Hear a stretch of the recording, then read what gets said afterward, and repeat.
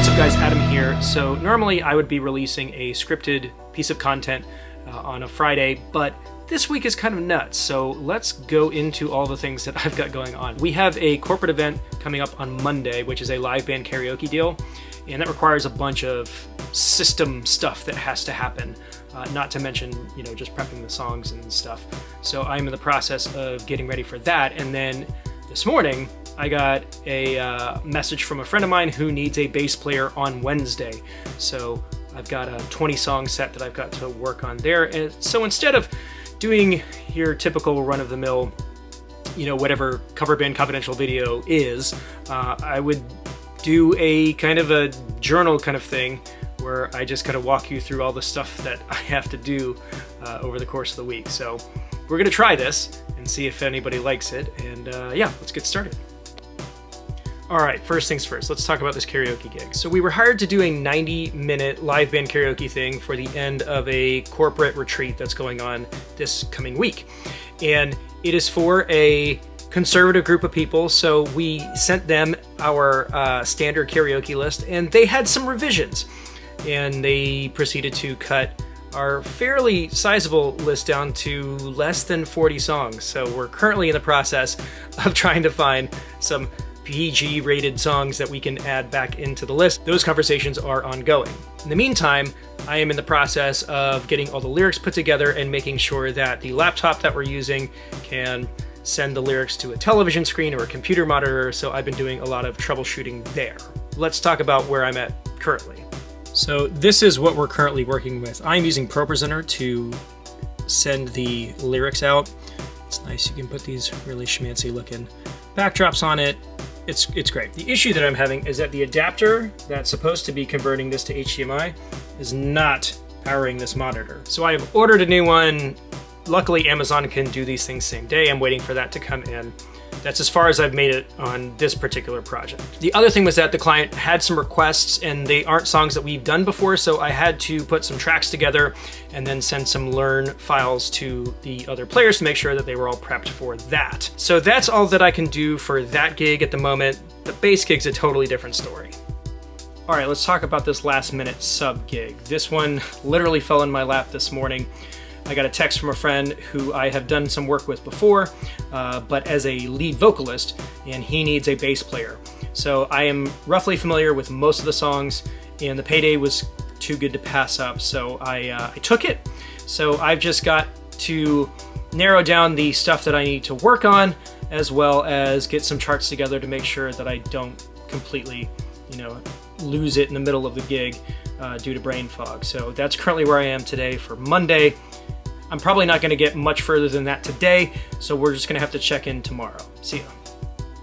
Good morning, everybody. It is now Tuesday, so let's talk about what needs to happen today. I got hopefully the final set list for the show tomorrow. It has changed 3 times since I said yes to the gig. So now it's a matter of figuring out the songs that I absolutely know, the songs I absolutely don't know, and dedicating appropriate time to each of those. I don't have a lot of time today because it is one of the busiest work weeks I've had in a while. So my aim is to put charts together for the songs that I just need some reminders on, and then shed a couple of the tunes that I really need to dig into. This is a 90s gig, and we're doing Interstate Love Song by STP, and the DeLeo brothers are busy players, so I'm trying to figure out how to thread the needle of playing enough of it so it's kind of in the vein of the original record without having to learn it note for note, and also having to figure out some of these songs that I need to sing on while playing at the same time. As far as the karaoke thing goes, I'm going to try and put the lyrics for some of the new tunes that the client requested into the software, and I've got an adapter hopefully coming today that should allow me to test the monitors to make sure that all of the lyric setups are good to go. That's where I'm at for right now. Let's see how the rest of the day goes. All right, folks, so it's Wednesday, which is the day of the gig, and I'm pretty much where I need to be. Basically, the intent with the shedding that I was able to do yesterday, which was very limited, was to get the general chord structure of all the songs figured out, and basically find like the little signature pieces that have to be in the song in order for it to feel right. Like for example, we're doing Hey Jealousy by the Gin Blossoms. And on the bass line, there's a little lick that happens at the beginning of the section of the verse, which is that has to happen every time. So I made sure that I had that part down. We're doing Basket Case, which also has a little that you have to make sure is there. The rest of it, I'm just kind of making sure I hit the roots where I need to, finding spots to improvise where I can. The real challenge, though, is that it turns out I'm singing a couple of these tunes, and I've either not done them before ever, or I haven't done them playing bass. So currently, between now and load-in is taking any spare moment I have and working through playing and singing at the same time. One of them being Creep by Radiohead, which I've played before and I've sung before, but not together. So that's a fun little exercise. Not much to say right now between then and load-in, other than I tried to fix the situation with the karaoke thing with the new adapter, and it didn't work. So I've got one other monitor that I can test. Otherwise, I have to scrap this whole plan and think of something else. So that's where we're at. See you at load-in. Okay, so let's talk about the 90s gig. First weird thing about this one was that it was a private event with a super early load-in time. So I had to hightail it downtown really during my lunch so that I could be there as soon as the venue opened. Also, it was at a place in Atlanta called Smith's Soul Bar, which has the distinction of having one of the worst load-ins of any venue anywhere in history. Check this out.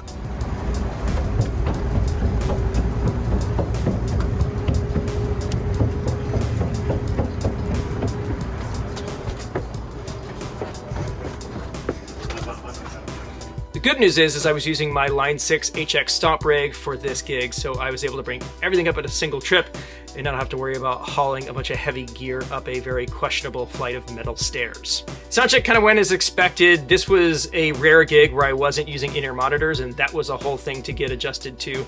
The good news is that production at Smith's is outstanding, and so my wedge, while very loud, was really clear, and I had a really solid mix. After going through a couple of tunes to get the monitors right, we ended up having to hop off stage because there was a band playing after us, and then we just kind of waited around for catering to open up.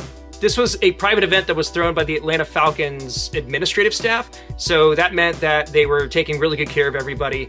There was great catering. We ended up having this amazing barbecue from a place called Fox Brothers in Atlanta. If you've never been, you should absolutely check it out.